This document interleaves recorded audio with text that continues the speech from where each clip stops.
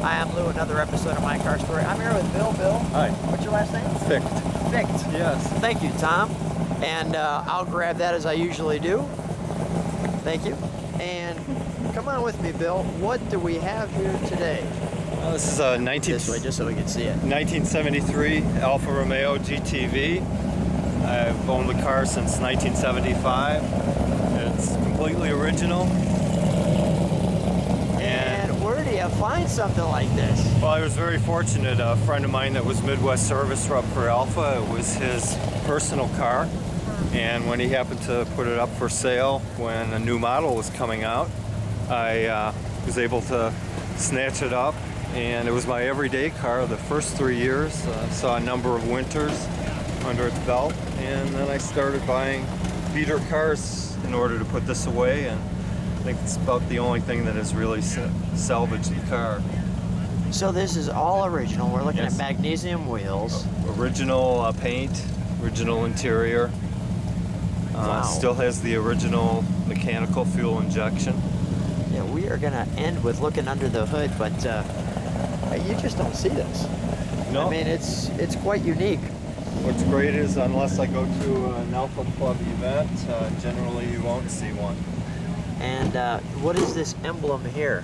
The emblem actually goes back to the days of the Milanese Crusaders.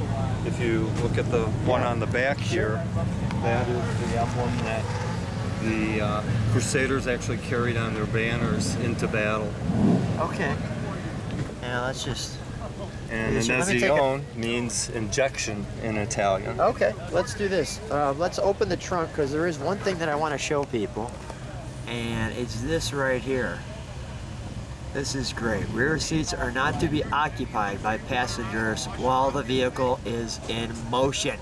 So that's a little unique feature. Yeah. All right, let's shut that trunk. Can we shut it all the way? Sure. I want to get a clean look at the back end of this.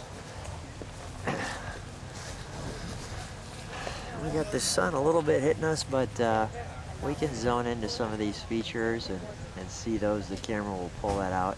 Alfa Romeo right there underneath, kind of the sideways exhaust. That was kind of stock for that time, correct? The exhaust kind of coming out sideways there. All right.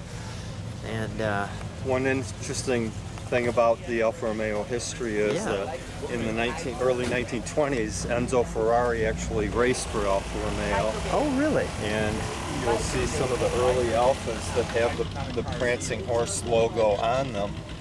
And that was when Enzo Ferrari became the team manager for the race team. And they were known as Scuderia Ferrari or Team Ferrari. Really? And the prancing horse stayed on the racing Alfas until Enzo went out on his own. And the door handle moves up. Go ahead, pull it up for me. There's the interior of the door. Nice little reflector there. And this is the knob for the side window? Yes. Okay. Nice handles.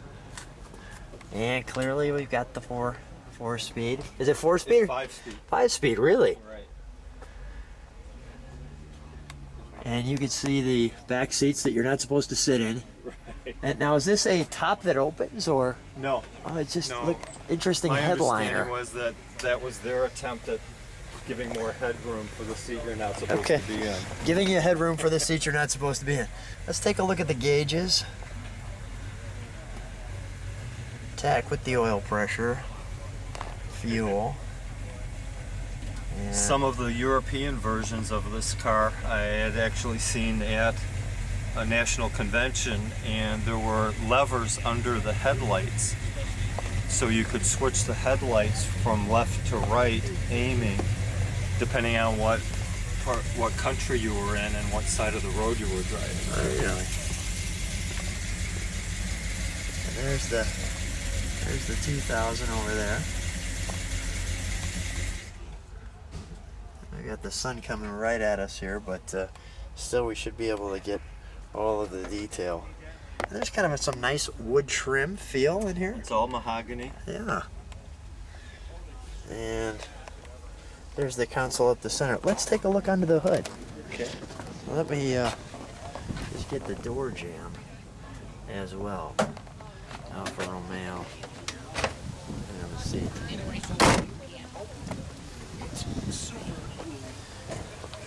All original here. The engine is a 1962 cc engine, dual overhead cam.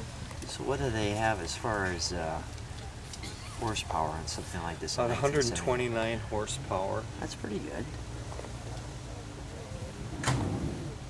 It has the oil pan consists of 7 quarts of oil, which for a little 4-cylinder That's a lot of oil, yeah. which is substantial. Let's go to the other side.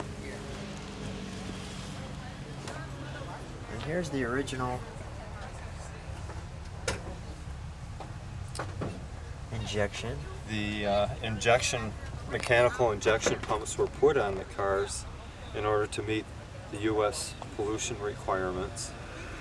And my understanding is the pump is actually a diesel truck pump that was converted for gasoline use.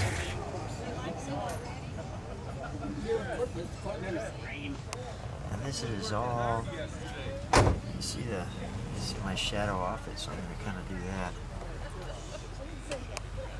But this just looks great. All right, let's shut the hood. And Bill, stand next to your car.